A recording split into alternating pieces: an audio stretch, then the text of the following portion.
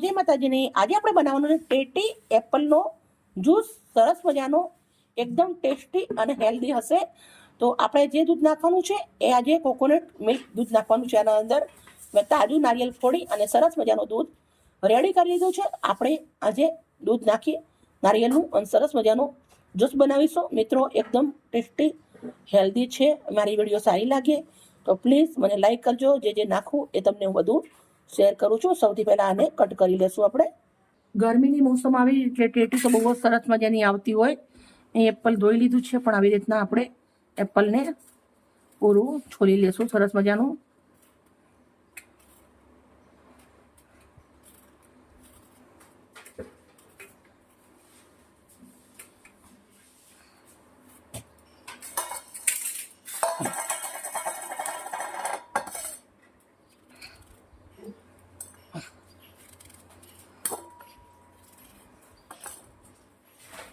આવી રીતના વચ્ચેનો ભાગ નીકાળી દેવાનો છે વિસ્કના અંદર.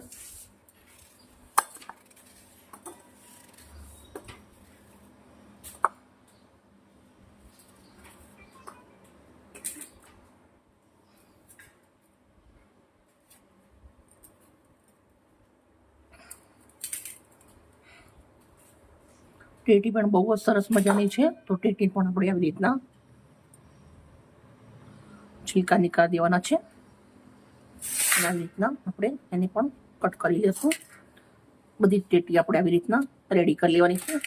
ટેટી એકદમ મીઠી છે, બહુ જ સરસ મજાની. ખાંડનો ઉપયોગ આપણે એકદમ ઓછો કરવો પડશે. આવી રીતના બીજ મેં નીકાળી દીધા છે. બીજ નીકાળીને આવી રીતના સાફ કરી દેવાની પૂરી. પછી જ આપણે આવી રીતના કટ કરવાની.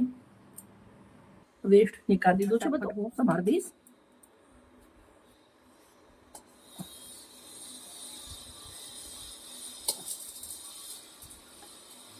મોટા મોટા પીસ જ કરું. આપણે આને પીસવાનું છે એટલે વાંધો ના આવે.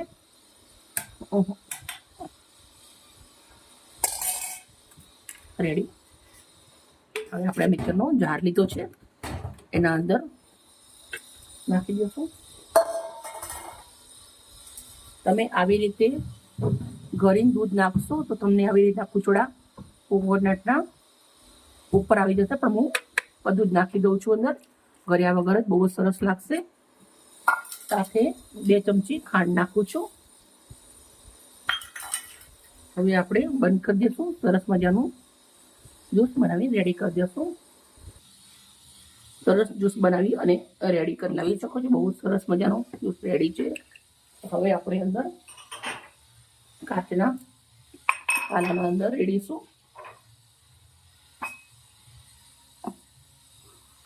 મેં 1 કોકોનટ લીધું હતું, ફ્રેશ નારિયેળ આવે એ 1 લીધું હતું અને થોડું પાણી નાખી અને પીસી લીધું હતું.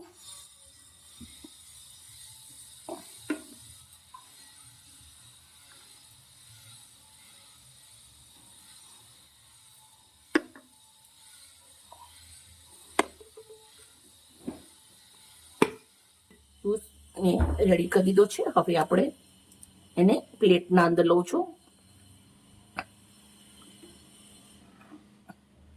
મિત્રો, મેં બરફનો ઉપયોગ નથી કર્યો. તમારે નાખવો હોય તમે નાખી શકો છો. સરસ મજાનો જ્યુસ આપણો રેડી થઈ ચૂક્યો છે. આ તમે ઉપવાસમાં પણ પી શકો છો અને ગરમીની મોસમના અંદર તો બહુ જ સરસ રહેશે. એકવાર જરૂરથી ટ્રાય કરજો.